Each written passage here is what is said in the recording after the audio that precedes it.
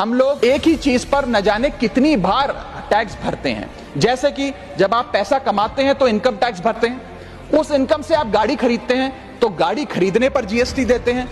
जब गाड़ी खरीदते हैं तो रोड टैक्स भी सरकार आपसे वसूलती है, फिर रोड डेवलपमेंट सेस भी आपसे लेती है,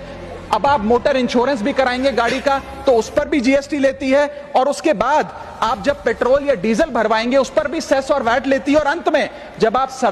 अपनी गाड़ी को सड़क पर चलाएंगे तो टोल टैक्स के नाम पर जनता से पैसा वसूलती है। इतने सारे टैक्सेशन ओवरलोड कर हम इस देश के आम आदमी का खून चूस रहे हैं सर। इस देश में इन्फ्लेशन पर भी जीएसटी लग रहा है। वो कैसे लग रहा है? एक प्रोडक्ट जो 100 रुपए का बिकता था उस पर 18% जीएसटी हुआ करता था, आज वो वस्तु महंगी हो गई, 100 से 150 रुपए की बिकने लगी, अब 18% 150 रुपए पे लगने लगा, यानी कि 50 रुपए की जो महंगाई है उस पर भी सरकार जीएसटी लेने लग गई है, which is GST on inflation. में जिन लोगों को अर्थशास्त्र के बारे में जानकारी नहीं है उनकी राय पे अगर बजट बनाएंगे तो इसी प्रकार के फ्लिप फ्लॉप्स देखने को मिलेंगे। क्या हमारे देश की वित्त मंत्री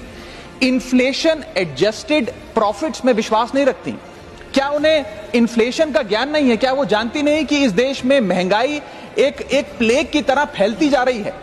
सरकार का एक सूत्री मिशन है टैक्स, सरकार का कमीशन है टैक्स। जगने पे टैक्स, सोने पर टैक्स, हंसने पर टैक्स, रोने पे टैक्स, खाने पे टैक्स, पीने पे टैक्स, बच्चों की पढ़ाई पे टैक्स, बुजुर्गों की दवाई पर टैक्स,